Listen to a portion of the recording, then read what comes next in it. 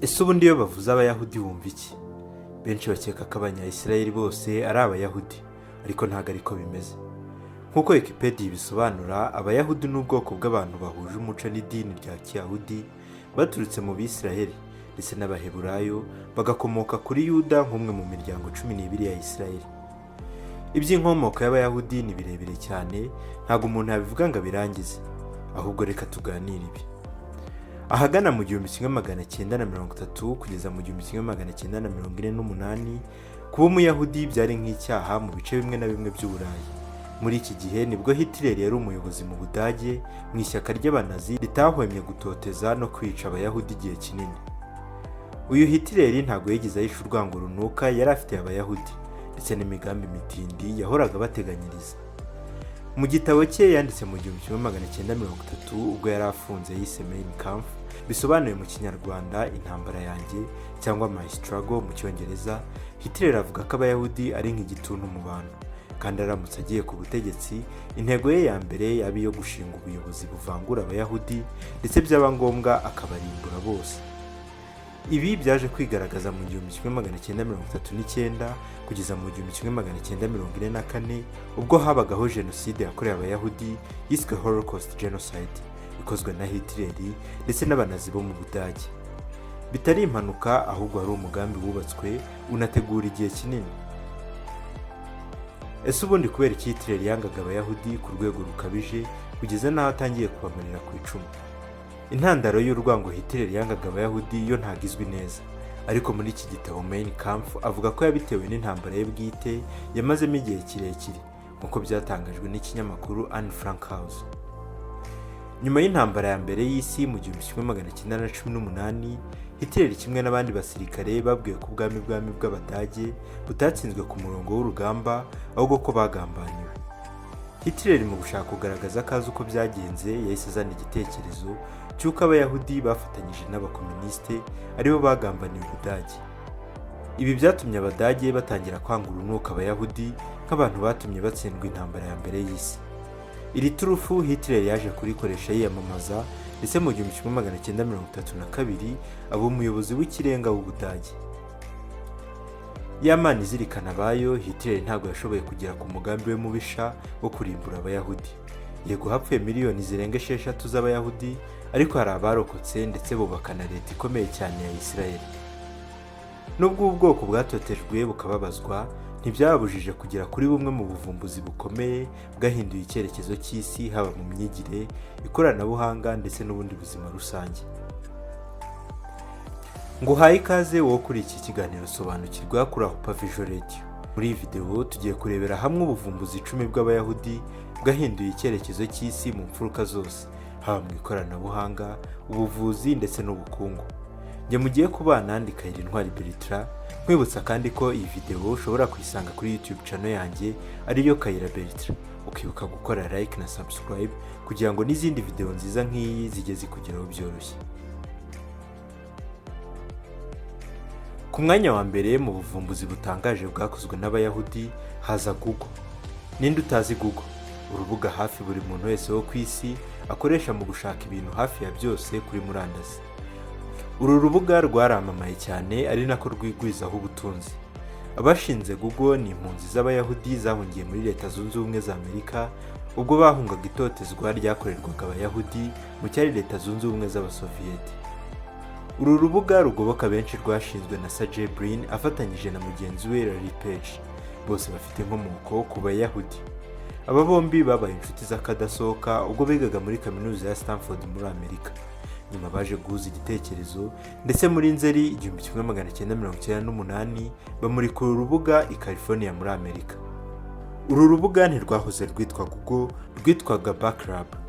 Aba bombi bigize gushaka kugurisha Google ku bihumbi $750 by'amadolari, ariko babura umuguzi. Magingo ya Google ifite agaciro ka triliyoni irenga y'amadolari y'Amerika. Google ntiwakirengagiza ukuntu yoroheje ubuzima bw'abatuye isi, haba kuri email yabo yitwa Gmail, Google Chrome n'ibindi bitandukanye. Umuyahudi niwe watwohereje ubuzima gutya, ku buryo bitakiri ngombwa cyane gufata ibintu mu mutwe, kubera ko isaha iyo ari yo yose ushobora kubisanga kuri Google. Ku mwanya wa kabiri haza urukingo rwa bubonic plague cyangwa Black Death. Bubonic plague cyangwa Black Death ni icyorezo cyibasiraga imyanya y'ubuhumekero cyakwirakwizwaga n'imbaragasa. Iki cyorezo cyateye giturutse mu Bushinwa mu myaka y'igihumbi kimwe magana atatu. Nyuma cyaje gukwirakwira no mu bindi bice bitandukanye by'isi biciye mu ngendo zitandukanye abacuruzi bakoraga. Cyakomereje muri Afurika ndetse no mu Burayi. Amakuru atangwa na Harvard avuga ko iki cyorezo hari imijyi imwe n'imwe cyagiye kigeramo kikica 50% by'abari bahatuye. Nyuma y'uko iki cyorezo kijujubije isi, ahagana mu 1900, umuyahudi Waldemar Mordecai Hafkin niwe muntu wa mbere wakoze urukingo rw'iki cyorezo. Uru rukingo rwafashije benshi, abantu bongera kugira icyizere cyo kubaho. Uyu mugabo ntago yagarukiye aha kuko yakomeje kugenda akora n'izindi nkingo ubwo yakoreraga mu Buhinde nk'impuguke mu bya bagiteri. Ku mwanya wa gatatu haza ikoranabuhanga rya firewall. Firewall ni uburyo umuntu uri gukoresha murandasi kuri mudasobwa ashobora gufunga imbuga zimwe na zimwe ntizibe zakora ku gikoresho cye.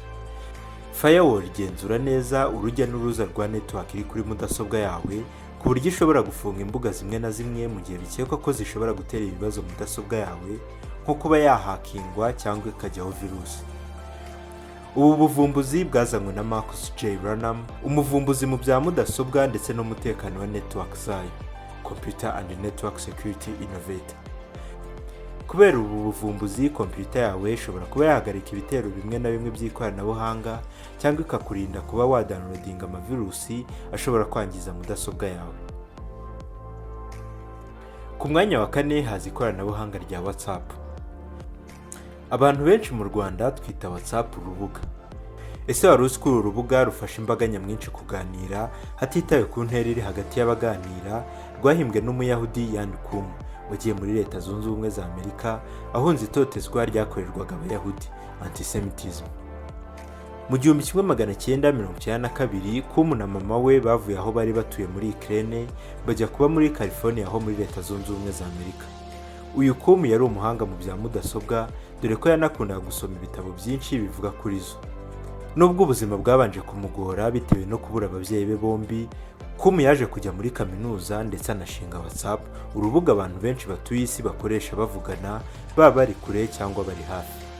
Kumu yakunze kuvuga ko iki gitekerezo cyo gushinga WhatsApp yagikuye ku ibura ry'ubwisanzure muri Ukraine kubera ukuntu ubutegetsi bw'Abasoviyete bwumvirizaga buri kimwe.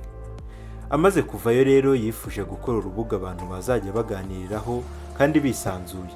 Bityo muri Kanama 2009 akora WhatsApp. Kugeza ubu WhatsApp ntago ikiriye, dore ko yaguzwe na Facebook we yabaye Meta, yashinzwe na Mark Zuckerberg. Ayiguze ku kayabo ka miliyari 21 z'amadolari mu 2014. Ubu Meta ni ifitiye WhatsApp ndetse n'izindi mbuga nkoranyambaga nka Instagram na Facebook. Ku mwanya wa gatanu haza USB, benshi mu Rwanda tuzi nka flash disk. Nubwo tudafata umwanya munini tuganira ku kamaro ka flash dukoresha, ntago twabura kwirengagiza aho zadukuye. Ubu ngubu ntibikiri ngombwa kugura kasete cyangwa CD iriho ibintu bimwe bidahinduka. Kubera ikigo cy'ikoranabuhanga cy'Abayahudi M-System hamwe na Dove Moran, ubu dufite flash disk dukoresha tubikaho amakuru runaka, duhererekanya amashusho, indirimbo ndetse n'ibindi byinshi. Yewe iyo twumva ibiriho tutakibikeneye, turabisiba tugashyiraho ibindi binyuru gushaka kwacu. Ku mwanya wa gatandatu haza ikoranabuhanga ryo kuhira ibihingwa rya Netafim Irrigation.